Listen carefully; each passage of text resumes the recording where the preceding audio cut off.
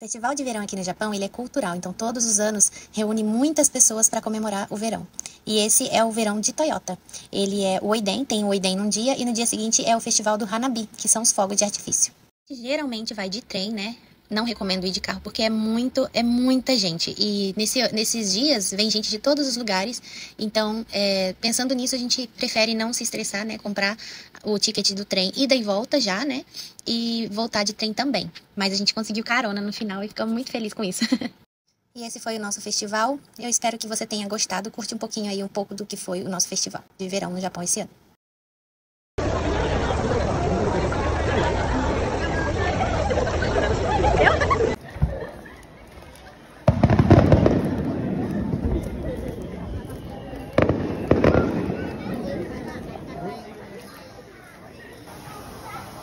Ai, que delícia! Que gostoso!